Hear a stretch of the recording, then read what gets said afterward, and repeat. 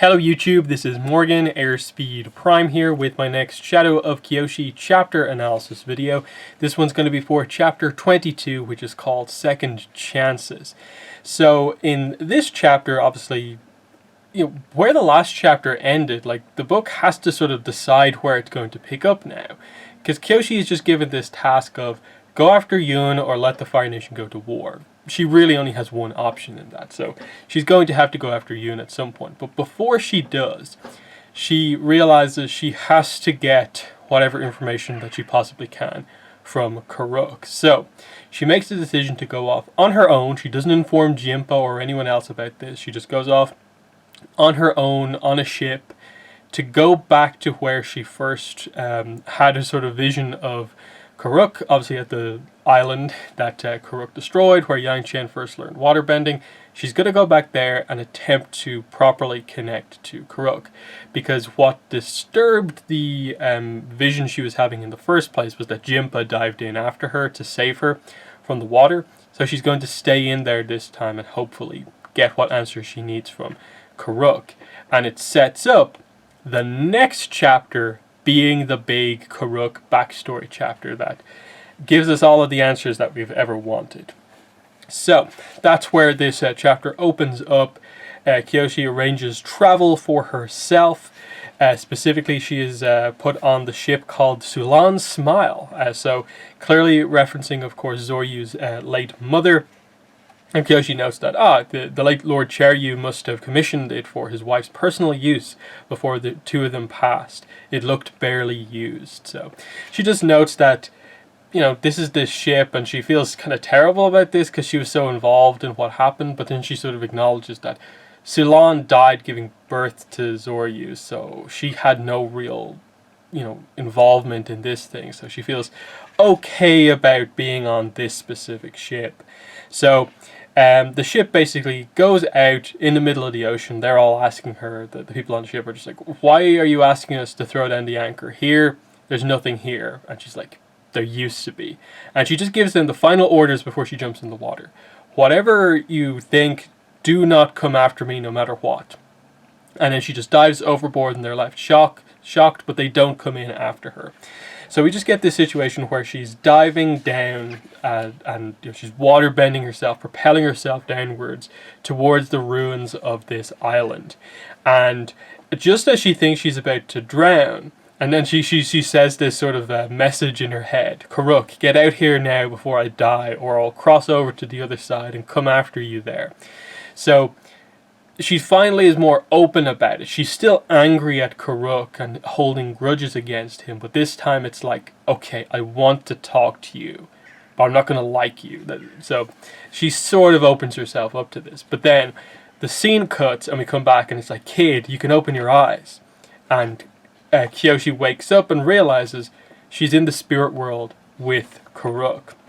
There's an interesting note here. Her predecessor in the Avatar cycle was dressed more casually than the one time he'd fully appeared before her. Karuk was without his furs and wore only a light blue Water Tribe summer tunic. So just highlighting that the Avatars can appear in different forms, kind of just depending on their approach, I suppose, in a way, depending on what the situation is about. There's also a scene in a little bit that kind of covers Kyoshi, sort of how she views herself. She talks about how she looks down at her hands and realizes, her form in the spirit world doesn't include her gauntlets. So it doesn't include her sort of scarred hands either. So it's this idea of it's sort of like the true vision of yourself in a way, that it's the memory of yourself. And Kyoshi realizes that, she's almost forgotten about the scars to her hands, or they're not important to her enough that she always remembers them as being like a true part of herself. And so that's this idea of, I suppose, roughly explaining to us, the idea of the specific appearances of the avatars when we get to see them. It can change if they want to, but I suppose most avatars have their typical visualization of themselves. Whether that be them at their prime, them just before their death, them at their oldest, or whatever. So that's just a kind of interesting point overall. So she says, I've been trying to get a hold of you for the longest time, but I needed your help to do it. This is Karuk actually saying this to her. So finally they're able to talk properly. An avatar talking to their past lives requires true willingness from both ends, and Kyoshi realizes that, oh, this is what you were trying to say when you gave me the message at the end of the last book, need your help. It wasn't for, I need your help with something that's happening that is going to plague you in your life or something like that. It's, no, I need your help to establish our communication. And she's just like, what a bad way to communicate that. And she's further angry at him for just like, what a terrible way to do that. What did you want to talk about? The same thing as you, your boy, him and Father Glowworm. I can guide you to what you seek. It's why you're here now, isn't it? And so Kyoshi is finally like, I was correct about this. I was right that Karuk could offer something about this, given that he fought Glowworm. And he's telling me right now he is aware of the connection between Glowworm, who he's fought in the past, to Yoon, and he's going to explain that to her. So at least Karuk has what she has to offer.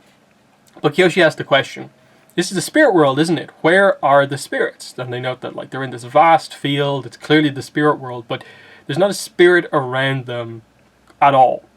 And so Karuk is like, he says he winced. Most spirits tend to give me a wide berth. Why? He didn't want to say, but he was talking to himself. Lying was pointless. Because I used to hunt them. And so this is one of those weird ones where like we don't have his full backstory yet. So we're still in this position of like we don't really know if we're meant to be overly sympathetic towards Karuk or not. So it's like he's still this sort of negligent avatar who just did his own thing. We learned he was a hunter. Now we're finding out that he also hunted spirits. So like, is this just something he did because, or is there a reason behind this? We'll get into it in the next chapter. But of course, Kyoshi basically just uses this as like, oh, like another reason to hate Karuk. Karuk, the greatest hunter that had ever walked the four nations. If slaying beasts in the physical world was no longer posing a challenge, then it wasn't so far-fetched that a reckless, thrill-seeking adventurer like Karuk would turn his eye towards the spirits. Being the avatar would have given him the means. You are something else. And she just lets loose on Karuk here about how she feels about him. And he tries to defend himself very briefly. It's not what you think. Yang Chen, and he's about to say something, but she cuts him off and says, don't you dare bring her into this. You're not worthy of her legacy. Your name belongs in the gutter with mine. So it's not just that she's complaining about him. She's also like including herself in the idea of that we're both these like bad avatars who've both made mistakes. Everything I've heard about you is bad, and I know I'm doing a terrible job also. So the fact that she says with mine, I think, is what kind of keeps this in check, and you're not just frustrated with her for being annoyed at Karuk, that she blames herself for this as well. So, had there ever been a worse duo in history? Disaster followed by catastrophe. That's how she is viewing this current, like, previous avatar and current avatar. And she just gets frustrated. It's like, this isn't fair. None of this is fair. Her emotions are coming out, so she's affecting the spirit world around her, and it's noted that, you know, she begins to crack the earth around her. Not through earthbending, but just the idea of emotions affecting the spirit world. We know that that's the way it works. And she says, I hate you. She screams at Karuk. And it says here, the tear in the ground revealed a shade of colour underneath that Kyoshi could not explain in the language of the four nations. It was the tint of the abyss, the background swirl of chaos. If she fell into it, there would be no coming back. You had everything handed to you. Yang Chen gave her legacy to you, and you squandered it. You left me a world full of nothing but suffering and misery. And then Karuk says, you have every right, he said gently. At the very last second, the crumbling halted at the edge of their feet. Did she? No, she thought. She didn't. She didn't have the right to lose herself in rage and let it take her to oblivion, no matter what she'd been through. She wouldn't allow herself to become a human scar, a compendium of personal loss. She had the obligation to be more than the sum of her grievances with the world.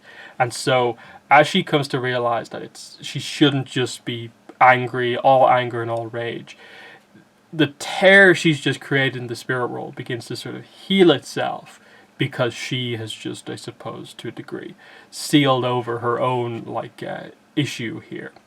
So he says, you came here for answers. I have to show you something. So he reaches out his hand, and she slaps his hand away and says, don't touch me. But she touches his hand as she slaps it away.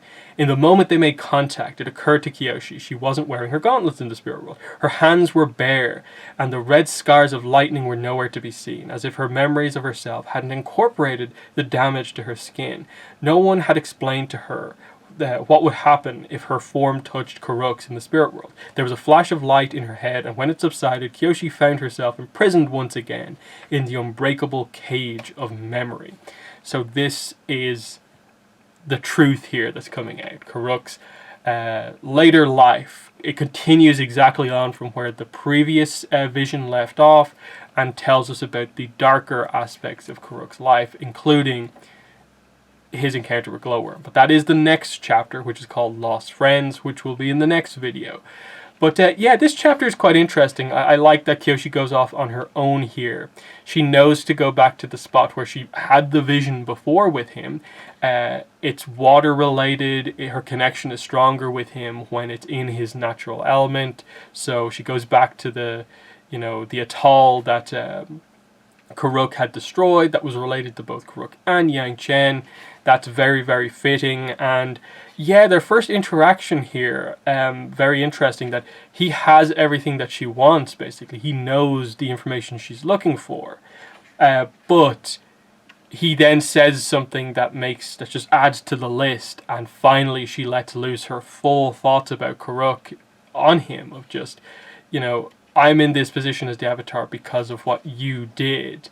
Don't you dare say that Yang Chen did anything. This is your fault. I know about you. But she doesn't know the full story, because where it stopped from before, Kuruk's life was going perfectly with his friends and everything. He seemed like this amazing Avatar and got to live the perfect life. What did go wrong? And she doesn't know that yet. And she just lets everything out. I suppose this is basically her frustrations throughout the entire book. Everything that's happened, her failures in all accounts. She's now blaming on Kuruk for leaving her in the situation where all of this stuff has happened because of just the timing stuff that Kuruk kind of caused. And he doesn't defend himself here. And the only thing he can offer her is just, you want your answers, here they are. And what I love is that in the same way that Kyoshi is going to learn to see Kuruk in a different light, the audience is going to do that as well. Because at this point in the story, you know that he's experienced sort of tragedy in his life. They've touched on the idea of his sort of flaws, his weaknesses, and that, okay, they've mentioned before that he's fought spirits. Now he specifically says he's hunted them. But clearly the full context hasn't been given for that. And you're just waiting to see, what is the full story here. And it's so well done when we get it in the next chapter. So, I thought it was just very, very interesting for kind of one of the first times really see a kind of conflict like this, an argument between past lives here. Kyoshi blaming him, but also part of that being just her frustration with herself. That she sees it as just, this has to be the worst ever run of two avatars in the Avatar cycle. First Kuruk doing what he did, and then the blunders that she is making. How can this ever be fixed? But she knows what she has to do. She has to get these answers, and here it is. So, yeah, really strong chapter here to set up the next one. But in the comments, let me know what your thoughts were on this chapter. But that's been the video. Thanks for watching, and bye.